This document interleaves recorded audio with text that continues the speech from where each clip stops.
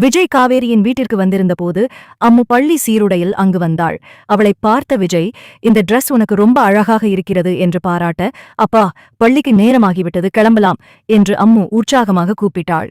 அப்போது காவேரியும் தயாராகி வர அவளுடைய அம்மா சாரதா, நீயும் இவர்களுடனேயே காரில் போகலாமே என்று கூறினார். காவேரி முதலில் தயங்கினாலும் அம்முவின் பிடிவாதமான அழைப்பால் சம்மதித்தாள்.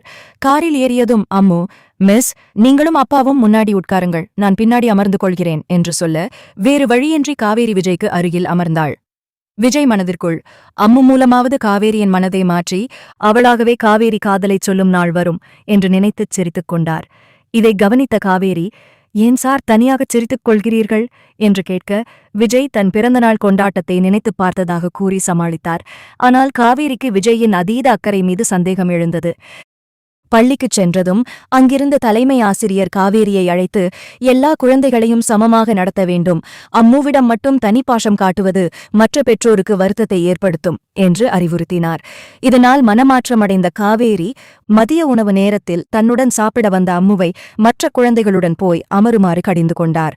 இதனால் அம்மு மிகவும் வருத்தப்பட்டு அழத் தொடங்கினாள். மாலை பள்ளி முடிந்ததும் அம்மு அழுது கொண்டே விஜயிடம் சென்று, மிஸ் இன்றைக்கு என்னிடம் சரியாக பேசவில்லை, என்னை தனியாக அமரச் சொல்லிவிட்டார்கள் என்று முறையிட்டாள். இதைக் கேட்டு அதிர்ச்சியடைந்த விஜய் காவேரியிடம் பேசக் காத்திருந்தார். அப்போது காவேரியின் முன் ராகவ் என்பவன் வந்து நின்றான்.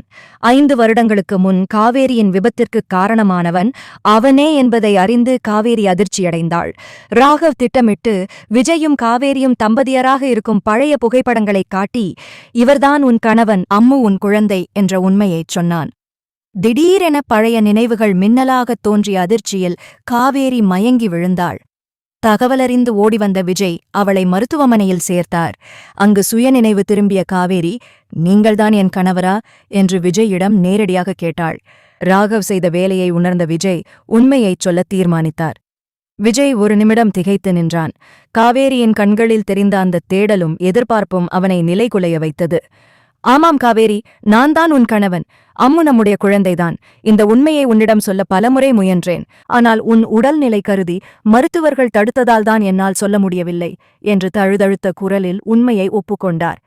காவேரியின் கண்களில் கண்ணீர் அருவியாக கொட்டியது. அப்படியென்றால் இத்தனை நாள் எங்க அம்மா ஏன் இதை மறைத்தாரு? என் குழந்தை என்று தெரியாமலேயே அவளை நான் திட்டிவிட்டேனே என்று கதறி அழுதார். விஜய் அவளை சமாதானப்படுத்தி, இப்போது எல்லாமே சரியாகிவிட்டது காவேரி, இனி நாம் பிரியப்போவதில்லை என்று ஆறுதல் கூறினார். அதே சமயம் ராகவ் காவேரியின் வாழ்க்கையை சிதைக்க தனது அடுத்த திட்டத்தை தீட்டிக் கொண்டிருந்தான். காவேரிக்குத் தெரியாமல் அவளது பழைய விபத்துச் சம்பவத்தில் விஜய்க்கும் தொடர்பு இருப்பதாக சில போலி ஆதாரங்களை உருவாக்கினான். இதை எப்படியாவது காவேரியிடம் காட்டி விஜயின் மேல் அவளுக்கு இருக்கும் நம்பிக்கையை உடைக்க வேண்டும் என்பதே அவனது நோக்கம். மறுநாள் காவேரி வீட்டிற்குத் திரும்பியதும் அம்முவை ஓடிப்போய் கட்டியணைத்துக் கொண்டார். என்னை மன்னித்துவிட அம்முக்குட்டி, இனிமேல் உன்னை விட்டு நான் எங்கேயும் போக மாட்டேன் என்று உருகினார். ஆனால் ராகவ் ஒரு மர்ம நபரைப் போல காவேரிக்கு ஒரு கடிதத்தை அனுப்பினான். அதில், உன் விபத்துக்குக் காரணமே விஜய்தான், அவன் உன்னை காப்பாற்றியது போல் நடிப்பது ஒரு நாடகம் என்று எழுதப்பட்டிருந்தது. அந்த கடிதத்தை பார்த்த காவேரி மீண்டும் குழப்பத்தில் ஆழ்ந்தார். விஜயின் உண்மையான அன்பிற்கும் ராகவ் விதைத்த சந்தேகத்திற்கும் இடையே காவேரி சிக்கிக் கொண்டார். விஜய் இந்த சதியை முறியடித்து ராகவை எப்படி பழிவாங்கப் போகிறான் என்பதில் அடுத்த கட்ட நகர்வு இருந்தது. விஜய் காவேரியின் குழப்பத்தை உணர்ந்து அவளருகே வந்தான். ஆனால் ராகவ் அனுப்பிய கடிதத்தால் ஏற்பட்ட சந்தேகம் காவேரியின் மனதில் ஒரு சுவரை எழுப்பியது. எல்லாம் ஞாபகம் வந்துவிட்டது என்று சொன்னீர்கள், ஆனால் விபத்து நடந்த அன்று என்ன நடந்தது என்று மட்டும் சொல்லவே இல்லையே என காவேரி கேட்க விஜய் ஒரு நிமிஷம் மௌனமானான். அந்த மௌனம் காவேரியின் சந்தேகத்தை இன்னும் அதிகமாக்கியது. அந்த நேரத்தில்தான் ராகவ் நேரிடையாக காவேரியின் வீட்டிற்கே வந்தான். பார்த்தாயா காவேரி, நான் சொன்னது உண்மைதான் என்று இவன் மௌனமே சொல்கிறது என்று ராகவ் எரியும் நெருப்பில் எண்ணெய் ஊற்றினான். ராகவின் வருகையால் ஆத்திரமடைந்த விஜய், இங்கிருந்து இப்போதே வெளியே போ என்று கத்தினான்.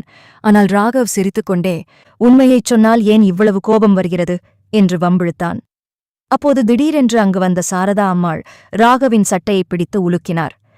அன்று என் மகளைக் கொல்லப் பார்த்ததும் நீதான், இன்றும் அவளை குழப்பப் பார்ப்பதும் நீதான், உண்மையை நானே சொல்கிறேன் காவேரி என்று கண்ணீருடன் பேசத் தொடங்கினார். விபத்து நடந்த அன்று ராகவ் தான் குடித்துவிட்டு காரை ஓட்டி வந்து காவேரியின் மேல் மோதியது. அந்த இக்கட்டான சூழலில் தன் உயிரை பணயம் வைத்து விஜய்தான் காவேரியை காப்பாற்றியது என அனைத்து உண்மைகளையும் சாரதா ஆதாரங்களுடன் விளக்கினார். அதோடு ராகவ் சிறைக்குச் செல்லாமல் இருக்க எப்படியெல்லாம் பொய் சொன்னான் என்பதையும் வெளிப்படுத்தினார். உண்மையை உணர்ந்த காவேரி தான் விஜயை சந்தேகப்பட்டதற்காக மிகவும் வருந்தினாள்.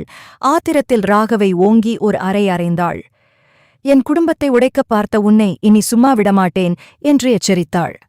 விஜய் உடனடியாக காவல்துறைக்கு தகவல் கொடுத்து ராகவை மீண்டும் சிறைக்கு அனுப்ப ஏற்பாடு செய்தான். ராகவ் அங்கிருந்து இழுத்துச் செல்லப்பட்டான்.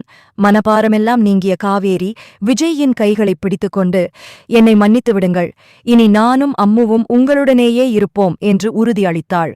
அம்மு ஓடிவந்து இருவரையும் கட்டிக்கொள்ள நீண்ட போராட்டத்திற்குப் பிறகு அந்த சின்னஞ்சிறு குடும்பம் மீண்டும் ஒன்றானது.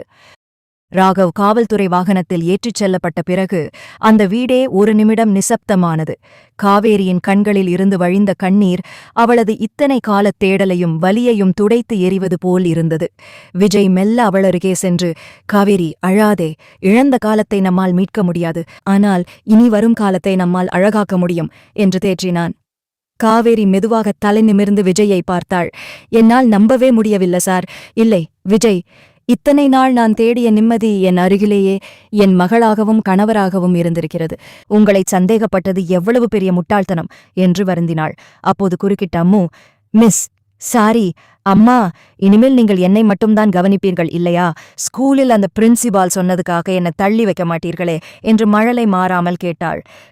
காவேரி அம்முவை வாரி அணைத்து முத்தமிட்டாள்.